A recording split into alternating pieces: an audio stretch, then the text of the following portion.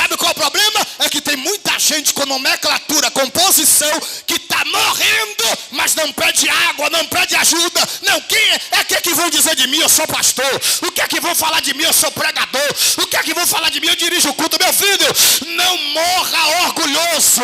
É melhor estar vivo e pedir ajuda do que morrer por causa do orgulho. Mas essa noite, Deus está dizendo, se tem sede, peça água para beber. Deus conhece as suas frustrações e decepções, e Ele me trouxe aqui para te dizer, você precisa de mim. Capítulo 4, parágrafo de número 4, quem achou, diga glória a Deus.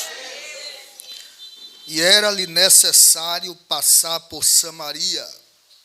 Chegou, pois, a uma cidade de Samaria chamada Sicar, perto das terras que Jacó dera a seu filho José. Ali se achava a fonte de Jacó. Jesus, por volta da hora sexta, meio-dia, cansado da viagem, sentou-se junto ao poço. Em outras traduções está, cansado da caminhada. Nisso veio uma mulher samaritana tirar água. Jesus lhe disse, dai-me de beber. Seus discípulos tinham ido à cidade para comprar pão. A mulher samaritana lhe perguntou, como sendo tu judeu, pedes de beber a mim, uma samaritana? Porque os judeus não se davam com samaritanos. Jesus lhe disse, vai. Jesus lhe respondeu, se conheceras o dom de Deus e quem pede água para beber, tu lhe pedirias e ele te daria água viva. Ela lhe respondeu, Senhor, tu não tens com que tirar água e o poço é fundo. Onde, pois, tens água viva? A casa é maior do que nosso pai Jacó, que nos deu o poço, do qual ele mesmo bebeu, bem como seus filhos e seu gado. Jesus lhe afirmou, quem beber desta água terá sede de novo, mas aquele que beber da água que eu lhe der, nunca mais sentirá sede.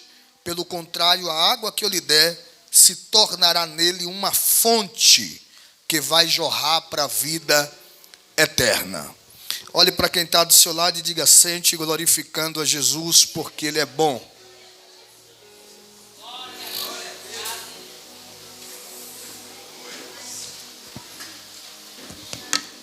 Quantos vieram adorar a Jesus aqui essa noite? Quantos vieram adorar a Jesus?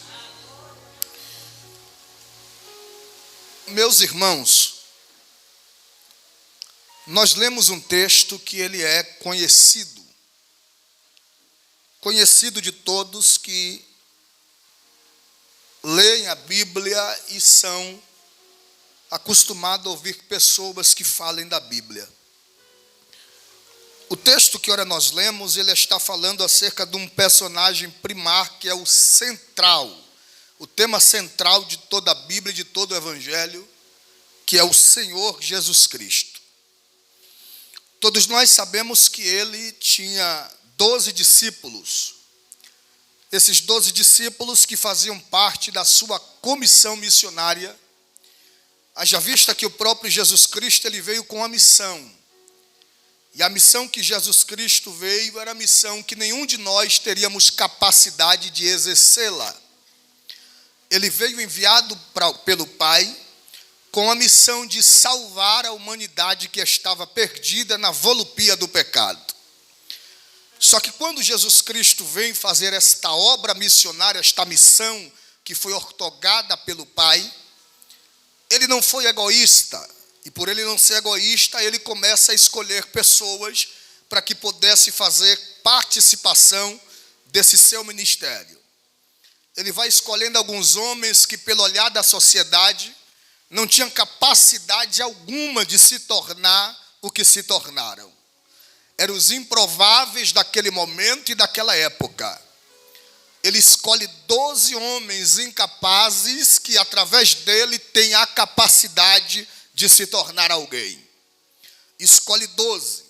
Esses 12 sentam aos seus pés para poder aprender. Aprender acerca de quê? Aprender acerca do céu, aprender acerca do reino, aprender acerca das boas novas. Eles não sentaram aos pés de Gamaliel, que era considerado, pastor Raimundo, como o maior mestre da época. Não. Eles se assentam aos pés do maior mestre de toda a história. Daquele que sabia de tudo, que fazia tudo e que podia tudo. Só que dentre esses 12, 4 se destacaram. Esses 4 que se destacaram foi aqueles que escreveram o Evangelho do Senhor Jesus, que carrega o nome deles, mas a biografia era toda endereçada ao mestre. Ele escolhe esses 4, e esses 4 têm a oportunidade primar na sua história de escrever a maior biografia de todos os tempos. Porque a biografia que eles haveriam de escrever era a biografia do maior pastor de toda a história, do maior pregador de toda a história, do maior mestre de toda a história, do maior professor de toda a história, do maior advogado de toda a história, do maior juiz de toda a história, do maior médico de toda a história, do maior mestre de toda a história. Eles haveriam de escrever a biografia do Senhor Jesus. E todos nós sabemos que a finalidade expressiva que Jesus Cristo veio à terra foi para poder trazer para nós um tempo novo, como foi falado pelo meu amigo presbítero Alves. Ele veio trazer a graça, que é o favor sem merecimento.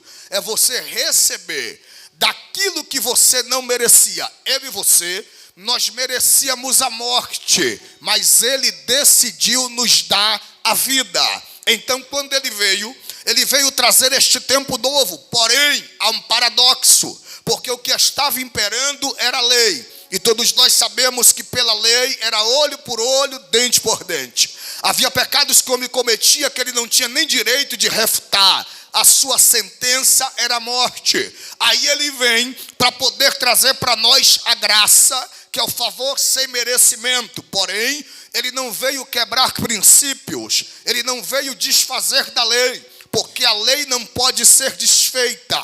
A lei é o pêndulo, a lei é o equilíbrio. É por isso que a Bíblia é clara em enfatizar que a casa que não tem profecia, esta palavra profecia não é o dom de profetizar, mas a palavra significa, profecia significa a palavra ou a lei. A igreja que não tem palavra. E qual é a lei da igreja? É a palavra. A igreja que não tem palavra, ela se corrompe. O diabo entra, o diabo trabalha, o diabo bagunça. Mas a igreja que tem lei, a igreja que tem palavra, o diabo pode até entrar, mas ele não permanece, porque a igreja está centralizada na palavra que é a lei.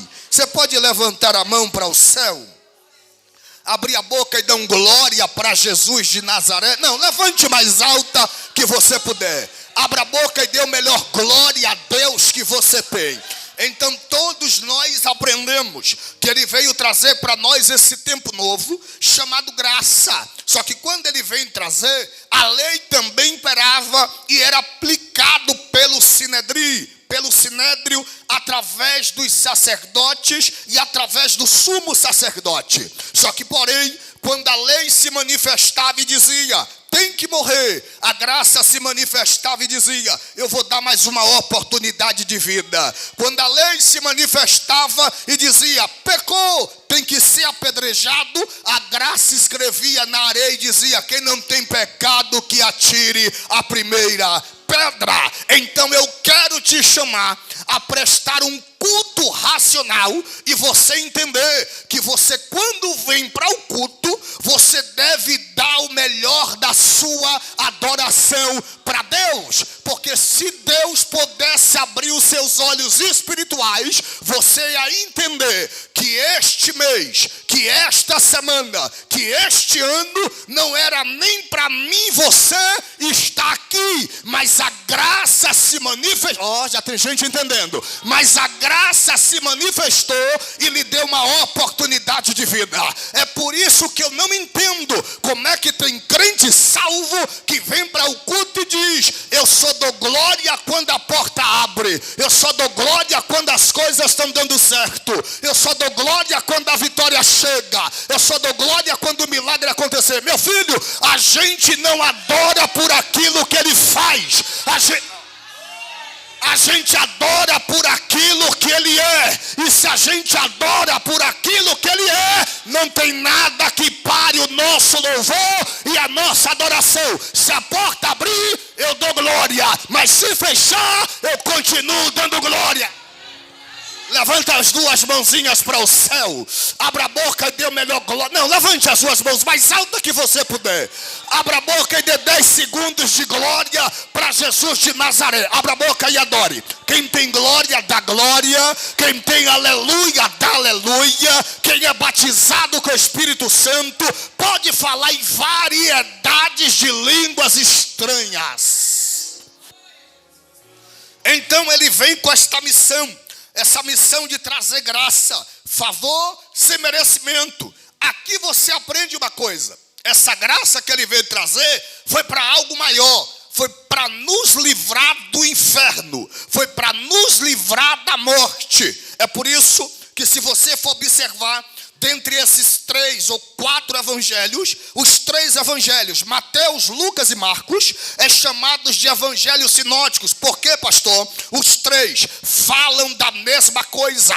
Estão mostrando um Cristo milagreiro. Só que, porém, o evangelho segundo escreveu João, ele mostra Jesus como lado Deus. É por isso que ele disse no capítulo número 1, que ele se fez carne e habitou entre nós como verbo. Então ele demonstra Cristo como Salvador, como Deus. Como os outros não mostram o lado Deus, mas ele mostra o lado Senhor, o lado eterno, o lado daquele que salva, o lado daquele que transforma, o lado daquele que liberta, o lado daquele que muda a história do homem. E só ele é que vai dizer o que nenhum dos outros 3 falaram, pastor Raimundo. Jesus, numa reunião ministerial, ele disse: eu vou voltar para casa da onde eu vim, mas não vou passar muito tempo lá. Eu vou voltar. Por quê, mestre? Porque eu já preparei o lugar para vocês lá. E quando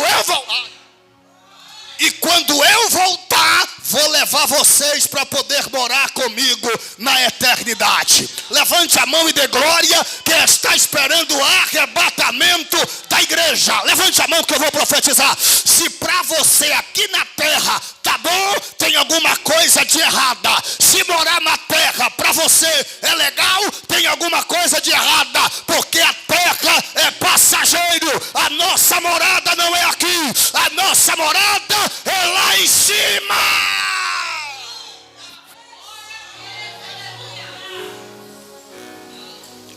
Aí ele vem trazendo esta palavra, uma palavra incentivadora, uma palavra transformadora.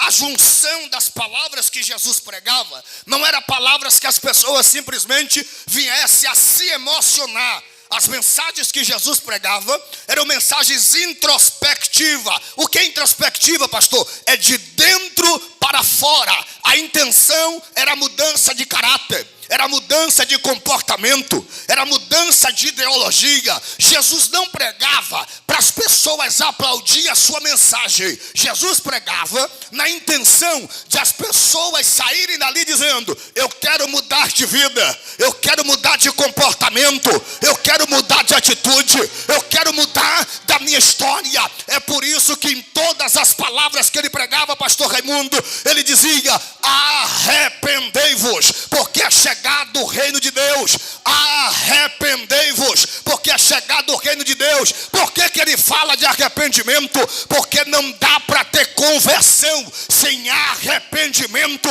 Não dá para ter libertação sem arrependimento. Primeiro vem o arrependimento para vir a conversão e a libertação. É por isso que quando ele pregava, as mensagens eram: arrependei-vos. E ele segue a linha do profeta João Batista no deserto. A mensagem de João Batista era todo dia a mesma coisa: arrependei-vos, arrependei-vos, arrependei-vos, arrependei-vos, arrependei-vos. João vai pregar o que domingo? Arrependei-vos. E segunda, arrependei-vos. E terça, arrependei-vos. E quarta, arrependei-vos. E quinta,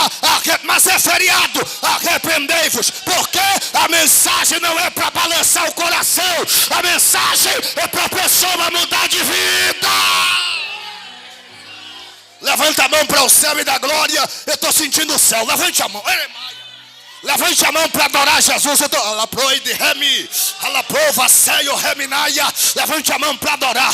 O diabo quer lhe pegar na esquina, mas Deus está dizendo: a minha palavra vai te alcançar e mudar a rota da tua história.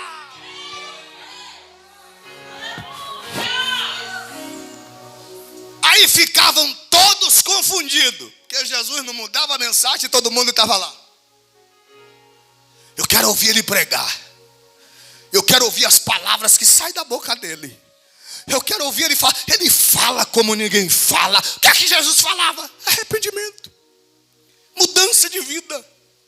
Jesus, pastor Raimundo, não vem para a terra dizendo: eu vou lhe enriquecer. Jesus veio dizendo: eu vou mudar a sua história. Jesus não vem dizendo: vai ter chave de carro para você, vai ter chave de casa para você, vai ter um emprego. Não, Jesus não prometeu isso. Ele disse: me siga se vocês querem morar no céu comigo. Você sabe por quê? Porque a gente está vivendo uma geração, pastora Jaciara, que só gosta quando a mensagem é light. Deus vai mudar a tua história, Deus vai mudar teu rumo, Deus vai te abençoar, vai abrir a porta. Aí a igreja delira, aí a igreja grita, aí a igreja bate palma e diz: aí é o pregador. Só que o evangelho verdadeiro é arrependimento. Levante a mão para adorar.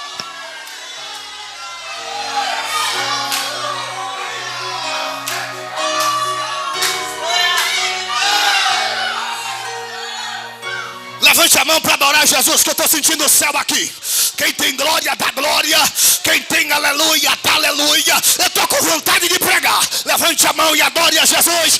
Jesus está dizendo: eu vou levantar missionários que não pregam aquilo que a massa quer ouvir, mas eu vou levantar missionários que preguem salvação, arrebatamento, arrependimento, mudança de história e de vida.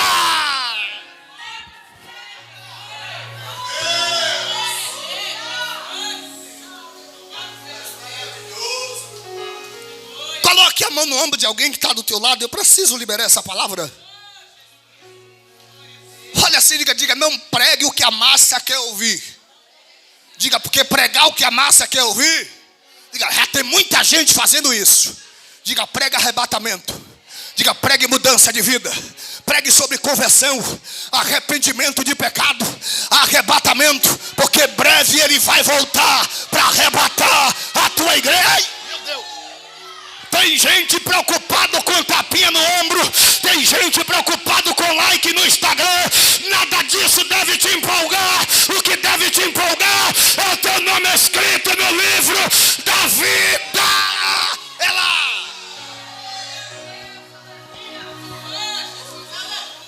Jesus vai pregando salvação. É por isso que você vai ver Jesus no meio da multidão, e ele deixando a multidão, atravessando uma tempestade por causa de uma alma.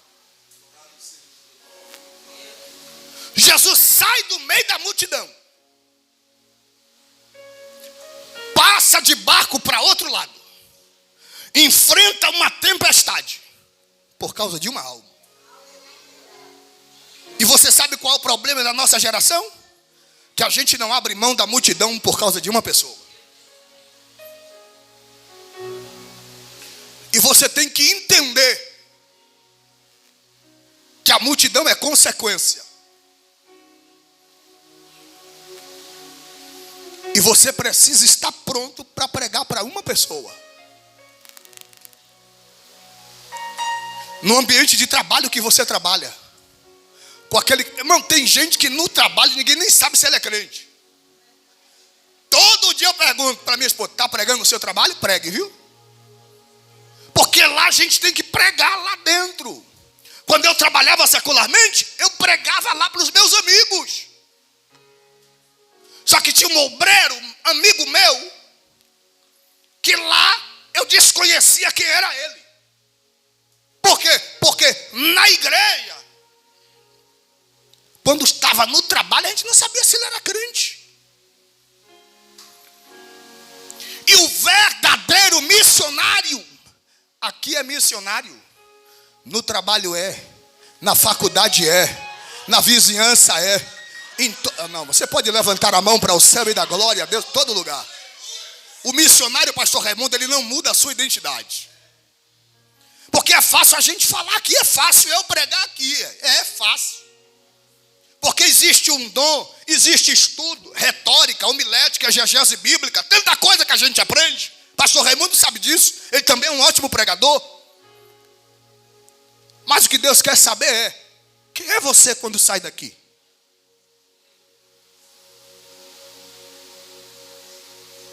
Qual é o seu comportamento como missionário quando você sai daqui? Qual é o testemunho de vida que você dá no seu trabalho, na faculdade, por onde você anda? Qual é? Porque Jesus era sempre a mesma coisa em todo lugar. Quem é você? Missionário. Mudou? Missionário. Missionário. Eu não mudo. O que é que eu quero? Ganhar almas. Essa foi a maior missão de Jesus. Porém a igreja, entre aspas, ela já sai de casa vindo para o culto pensando o que é que vai pedir. Não, chega lá, eu vou pedir para Jesus fazer isso, para Jesus fazer aquilo, para Jesus fazer isso, para Jesus fazer aquilo. Esse é o culto errado, irmão. Qual é o culto certo, pastor? Eu vou sair de casa hoje, não vou pedir nada, eu só vou adorar Ele porque eu sou grato por tudo que Ele está fazendo. Será que tem alguém grato aqui por tudo que Ele está fazendo? Será que tem? Não, levante a mão para o céu, será que tem? Não, levante mais alto que você puder, será que tem? Não era para você estar vivo, meu filho, porque você não pagou um boleto, você está achando que Deus não existe? Se não pagou hoje, paga amanhã. Se não paga amanhã, paga depois de amanhã. Mas adore ao seu Rei, ao seu Senhor.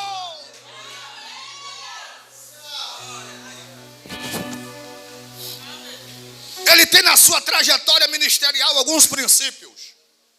E no meio dessa trajetória ministerial com alguns princípios, ele também fazia milagres. Mas para que os milagres? Só para mostrar que ele foi enviado pelo Pai.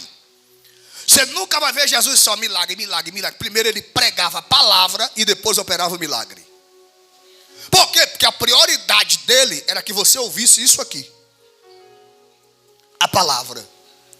Só que ele ia fazendo milagres. Só que aqui no capítulo 4 do Evangelho, segundo escreveu João, é interessante porque ele é diferente. Porque Jesus está indo para Samaria para fazer o que ele veio fazer mesmo. Salvar quem estava perdido. Aí ele vai para Samaria. Só que o texto do capítulo 4, parágrafo 4, ele diz assim: e era necessário, na sua etimologia, que é a interpretação real do sentido do texto, não era para ele passar lá, mas ele decidiu passar por Samaria. Por que não era para ele passar lá, pastor? Porque nenhum judeu em sã consciência passava por Samaria, porque eles denominavam um sincretismo religioso e eles diziam que Samaria era amaldiçoada. Por quê, pastor? Me explique para entender. Vou lhe explicar. Deus disse: construa o templo em Jerusalém. Os samaritanos fizeram um templo no monte de Samaria e não desciam para adorar no templo em Jerusalém. Faziam seus cultos lá no monte, no templo em Samaria. Então, se a ordem foi para adorar em Jerusalém e o templo ser construído lá, eles quebraram o princípio. Aí os judeus ortodoxos, os judeus da época olhavam e diziam: aquele povo está rejeitado, aquele povo não presta, aquele povo não vale nada, porque eles estão adorando lá e não desce para adorar aqui. Mas naquele dia Jesus veio para mostrar que para ele não tem diferença. Ele quer ganhar a alma que está perdida. Aí ele disse: eu vou entrar em Samaria. E eu vou lhe dizer uma coisa aqui para você: todos nós temos uma Samaria. A Samaria exposta e a Samaria oculta. Por quê? Porque todos nós temos uma debilidade ou deficiência na nossa vida. Só que essa noite Deus me trouxe aqui, e debaixo dessa autoridade eu quero te dizer que Ele hoje decidiu entrar na Samaria da sua vida.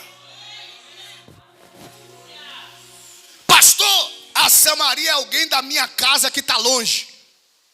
Longe da onde? Longe do caminho. Não se preocupe, Jesus vai visitar essa Samaria.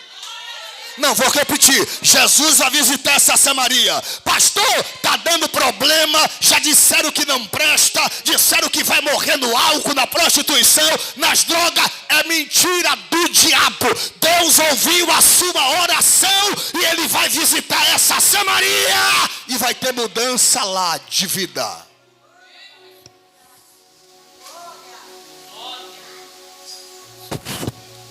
Jesus vai para Samaria.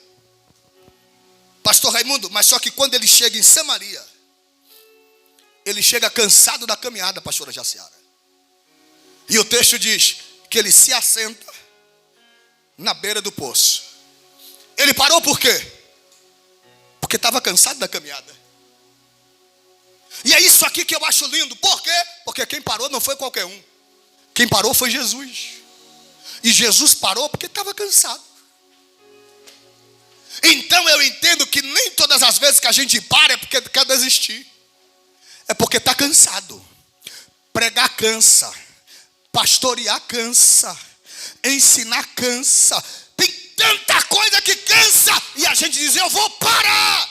Só que Deus me trouxe aqui para poder lhe dizer, Jesus não parou para desistir. Jesus parou para beber água.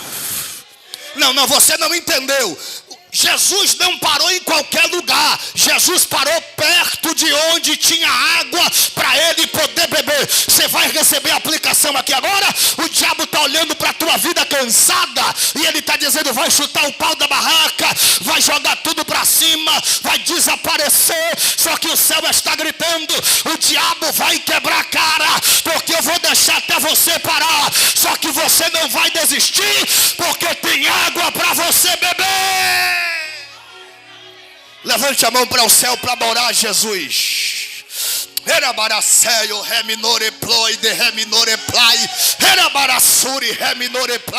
Levante a mão para adorar Jesus. Ele está te fortalecendo agora. Eu sei que pregar cansa, ser decepcionado cansa, pastorear cansa, cuidar de gente cansa, perdoar cansa. E Deus está dizendo, eu te entendo por dentro e por fora. E eu fiz esse culto para te dizer, tu não vai parar. Eu vou te dar graça para continuar a caminhada.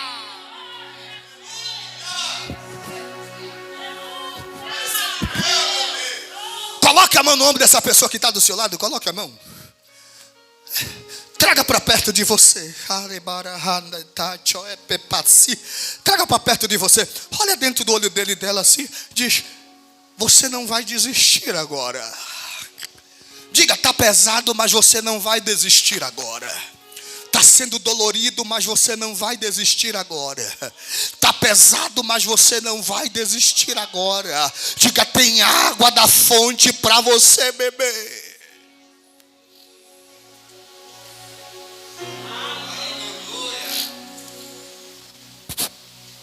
Ele para na beira da fonte. E o texto diz que ele se assenta. Ele não senta, ele se assenta. Porque sentar é diferente de se assentar. Sentar a gente senta de qualquer jeito. Se assentar é da postura correta. Quando o pastor Raimundo for colocar o piso aqui, ele não vai chamar ninguém para sentar. Ele vai chamar alguém para assentar. Você já viu que alguns pedreiros colocam o piso errado e dizem, rapaz, ele não assentou certo, sai tudo torto. É porque ele não é especialista. Porque o especialista assenta o piso da maneira correta. Quando Jesus está ali, ele não senta, ele se assenta. Por que ele se assenta, pastor? Porque ele está assentado num ponto estratégico. E qual é o ponto estratégico? Aonde a mulher que precisava da vitória estava vindo para apanhar água. E o que é que o senhor quer dizer com isso, pastor? Eu quero dizer que Deus vai procurar um ponto da sua vida que você precisa que ele se assente. Por quê, pastor? Porque precisa ser resolvido. Ai. E ele vai se assentar. Aí lá vem a mulher assim, ó, com um balde na mão. Pastor Raimundo assim, achando que é qualquer dia. Achando que é um culto qualquer de domingo.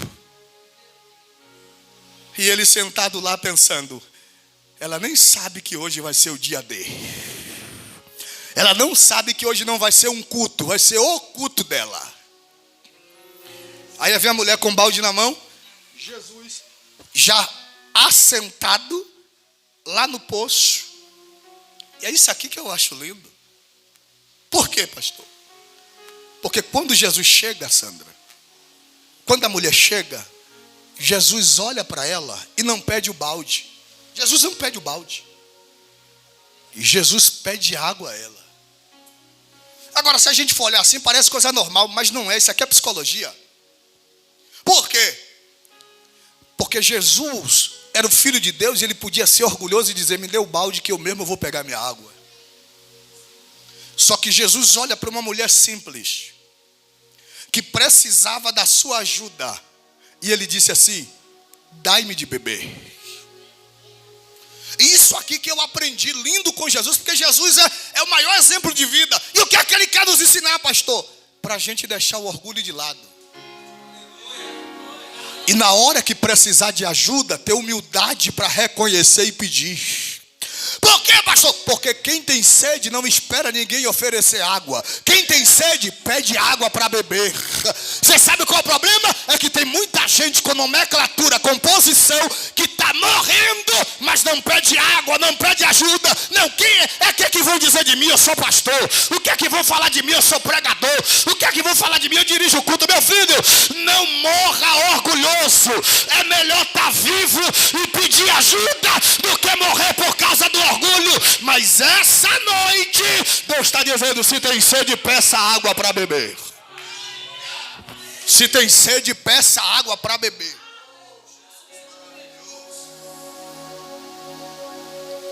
Porque a gente não reconhece quando a gente não está bem. A gente conhece, a gente consegue se maquiar e a gente somos atores. Eu não sei por que a Globo não nos contrata. A gente consegue fingir que está bem só para não pedir ajuda, só não para transparecer. Só que você tem que entender uma coisa. Quando a gente chega perto de Jesus, a gente não vira super-homens e super-mulheres. Quando a gente chega perto de Jesus, a nossa humanidade se revela. Por quê? Porque a gente entende, rapaz, eu não sou nada, eu sou frágil mesmo. Você não chega perto de Jesus e vira super-homem, não. Você chega perto de Jesus, quanto mais perto você entende como eu sou falho. Como eu preciso dele. Eu preciso mudar isso que eu pensava que estava bem. Eu preciso mudar isso porque eu pensava que eu era o cara nisso aqui, era a mulher nisso aqui. Não, mas eu preciso mudar. Se alguém se acha que está bem, ele não é nada. Porque a gente nunca está bem. Todos nós temos um telhado de vidro dentro de nós. E o que é isso, pastor? Uma necessidade de mudança de alguma coisa. Jesus olha para a mulher sendo mestre e diz, dai-me de beber. Só que ela olha para ele e refuta o seu pedido. Porque ela diz, como é que pode tu, sendo judeu, pedir água a mim, que sou samaritana? Sendo que você sabe que os judeus não se dão com os samaritanos. Agora me diga uma coisa, como é que ela sabia que Jesus era judeu se ele não se identificou?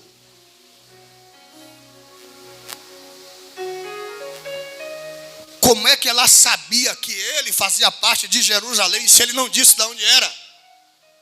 Está aqui a chave do texto. Porque ela só veio saber depois que ele abriu a boca e pediu água. Por quê, pastor? Porque o crente não é visto pela roupa que veste, mas pelo que sai da sua boca. Não, vou repetir. O crente não é visto pela roupa que veste, mas pelo que sai da sua boca. Eu já sentei do lado de pessoas com bermuda, com boné e começar a falar da Bíblia e conversar das coisas espirituais comigo. Eu sei que quem é do céu sabe o que vestir, mas o que vai te identificar quem você é quando você abrir a boca para poder falar. Por quê, pastor? Porque tem crente que só canta música mundana, esse aí não é. Tem crente que só fala palavrão, esse aí não é. Porque quem é crente só fala da Bíblia, só fala do céu, só fala de produtividade eterna. mão do ombro de alguém e diga: cuidado com o que sai da sua boca. Diga: porque o que sai da sua boca é o que vai identificar quem você é. Irmão, quer conhecer uma pessoa, pastora Jaciara? Converse 1 hora. Tem um amigo que eu fui conversar com ele, um dia eu tirei para conversar com ele 1 hora. Eu digo, cheguei em casa e falei: amor, não aprendi nada, velho. Não teve nada de produtividade. O cara fala nada com nada, não sabe conversar de política, de economia. O cara não sabe conversar de nada. Mas tem gente que você senta meia hora com ele e diz: meu Deus, o céu abriu quando ele falava comigo. Eu estava conversando com um pastor e disse: rapaz, eu gosto de conversar com Rafael e Josimar. Pensa, eu saio de junto deles assim e digo: meu Deus, que coisa. Os caras abrem a minha mente, a gente conversa da Bíblia, eu já saio dali com mensagem pronta. Produtividade. A gente ali naquele dia, só Bíblia, Deus e Deus e Deus e blá, blá, blá, blá. Produtividade. A gente sabe. Agora quer ver? Senta com alguém para conhecer. Aí o cara só fala da vida dos outros, só fala de fofoca, aí você vai ver o que é que ele tem dentro dele. Porque o que a gente fala identifica quem a gente é.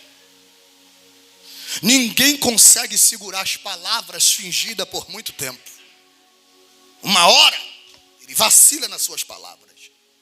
Mas quem tem uma palavra firme, ele vai sentar todo o tempo e você vai: rapaz, o cabra é crente mesmo.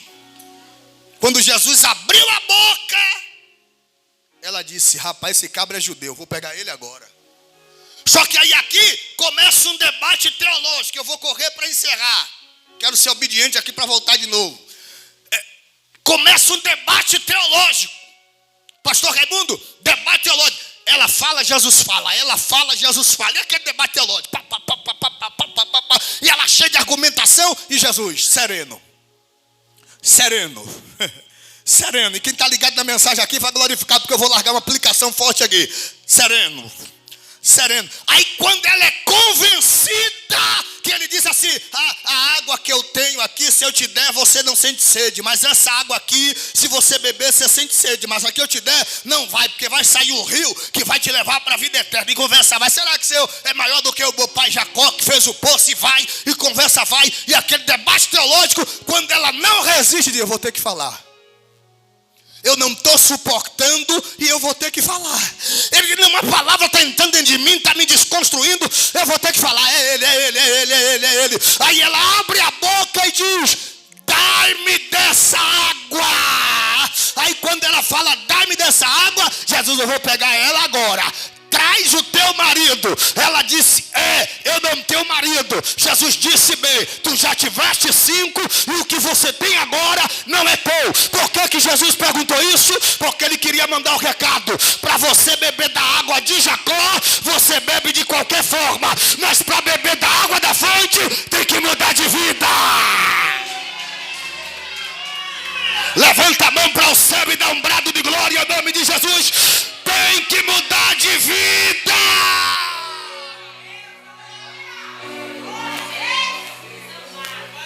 Água do poço você bebe de baixo, mas a água da fonte você bebe de cima. Jesus queria mudar o ângulo de vida daquela mulher. Chega de beber embaixo. Chega de beber água que você sente sede. Vai começar a beber de cima. Eu já vi muita gente olhar para aquela mulher e dizer que aquela mulher era prostituta. Só que eu aprendi, não é. Por que não é? Alguém diz, alguns teólogos, algumas pessoas falam, alguns pregadores, que perto de Sidom tinha um portuário. E por ter um portuário movimentado, fizeram um ponto de prostituição ali. E ela vai buscar água meio-dia, porque era a hora que as prostitutas iam para apanhar água, porque não tinha ninguém no poço, porque estavam todo mundo em casa almoçando. Agora me diga, se era um portuário, e ali tinha um ponto de prostituição, e as mulheres iam meio-dia porque não tinha ninguém, porque só tinha ela? Tinha que ter outras. Se era um ponto de prostituição no portuário, e as mulheres só iam meio-dia para apanhar água, porque só tinha ela? Tinha que ter outras para apanhar água também. Pastor, então quem era aquela mulher? É a mulher que Jesus falou: tu já tiveste 5 maridos. Jesus não falou, tu já tiveste 5 maridos que não era teu. Jesus disse, tu tiveste 5 maridos. E o que tens agora não é teu. Sabe o que Jesus estava dizendo? Você já casou 5 vezes e não deu certo. Foi frustrado em todos os relacionamentos. Aí quando você se frustrou, você agora no 6º está pegando um homem que não é teu, pertence a outra. Só que eu vim aqui para te confrontar, para você entender. Você não precisava de um homem, você precisava da fonte que sou eu. Levante a mão.